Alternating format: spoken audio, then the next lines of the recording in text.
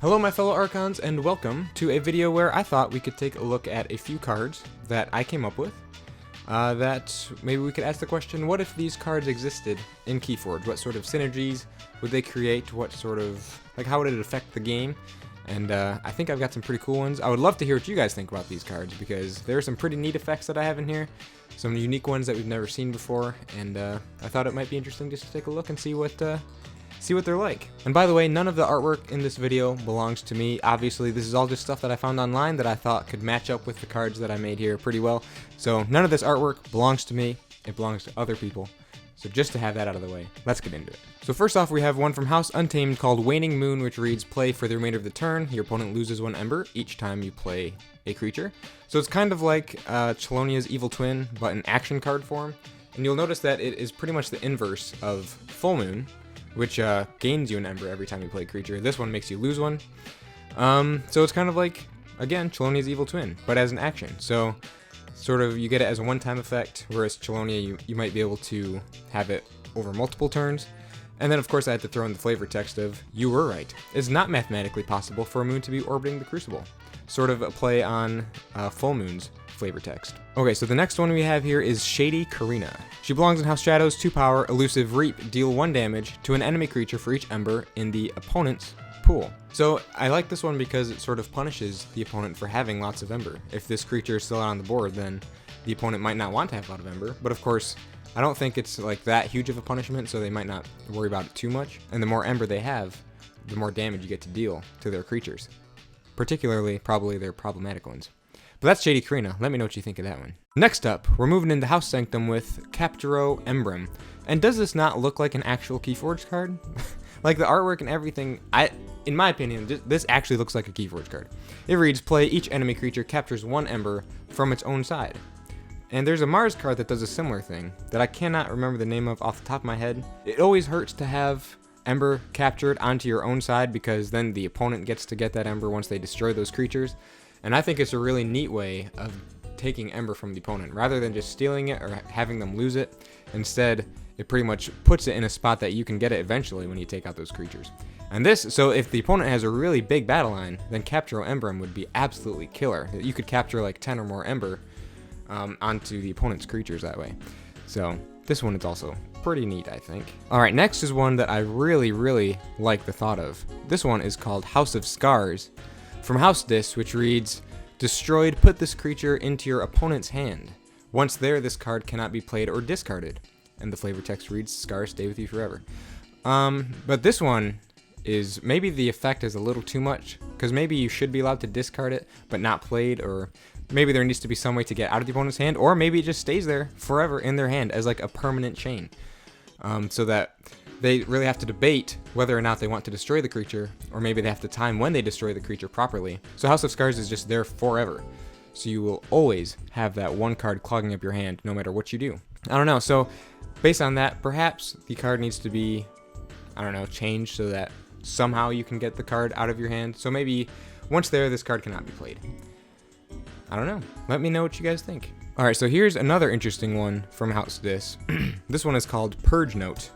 4 power, has skirmish, and reads, purged, steal all of your opponent's ember. So instead of an effect like play or fight or reap or action or destroyed, instead it's purged. So when it's purged, you steal all of your opponent's ember. Obviously, now that is a ridiculous effect. If your opponent has like 7 ember or something and you steal all of it, that's way too much.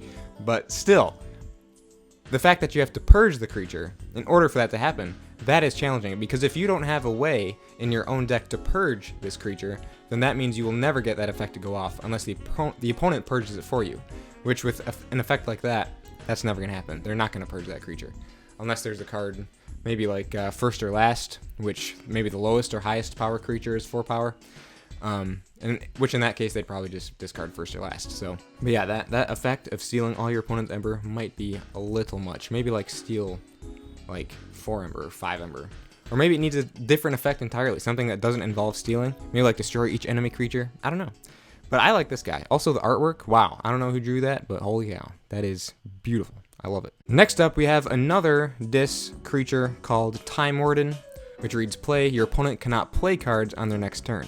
At the beginning of your next turn, destroy Time Warden. Now that is quite the effect. I sort of had it as like the inverse, maybe not the inverse, but like the other part of like Skippy Time Hog, because Skippy Time Hog doesn't let you use any of the cards that you have out, but you can still play them. This one, with Time Warden, you can't play cards, but you can use cards you have out already. So as a first turn play, this would be extremely disruptive. This would be absolutely detrimental to the opponent, because as a first turn play, you play it down, and then with the opponent having nothing to use and unable to play anything, they pretty much just have to pass turn. So yeah, Time Warden, and then at the beginning of your next turn, destroy Time Warden. I don't completely remember why I put that as like something that he has to do, because maybe I was thinking trying to prevent it as a way. I think I had it as a way to prevent you from putting it back in your hand like the next turn. I guess there are other cards that can do that though, like Exhume or whatever. So maybe that's not necessary because it is just a play effect. But either way, Time Warden seems pretty potent to me. Alright, next up. Now this one is interesting. It's an untamed action called Cancelled, and there aren't any other cards like this. It reads, play this card when the opponent is about to resolve an action card. That card is discarded without being resolved. So essentially, this is a card that you would play out of turn. So the opponent is taking their turn, they're about to play an action card, but you instead cancel that action card, and it gets discarded without being resolved. I don't really know how this would function in a game like KeyForge, or in the game of KeyForge, because there are no other cards that let you play a card like out of turn. Besides something maybe like, what's the name of the card? Emberlution? I mean, because that one, at least you put into play any creatures that you have. But with Cancelled, you just straight up get to play this when the opponent is trying to do something on their own turn.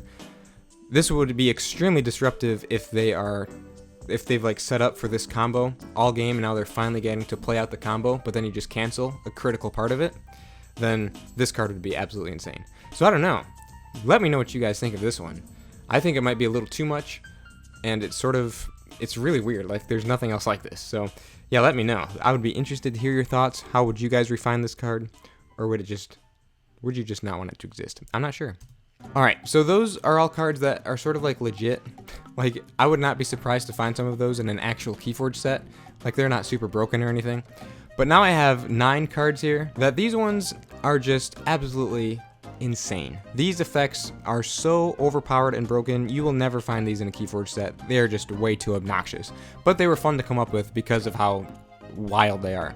So let's start out with one called Invincible Warrior, who you get an Ember when you play him for some reason, has 99 power and 99 armor, reads, play Exalt Invincible Warrior. While Invincible Warrior has Ember on it, it cannot be destroyed or returned to your hand. So, he has a built-in mechanic to keep him from ever being destroyed or returned to your hand, and has 99 power and 99 armor to begin with. So he's pretty much impossible to deal any damage to. You would need like 5 copies of Beware the Ides just to deal any damage to him. But even then, he still can't be destroyed. Okay, next we have Gloom Incarnate. Now this guy is stupid. 6 power, 1 armor. Your Ember cannot be stolen. Any Ember that would normally be gained from reaping is stolen from your opponent instead.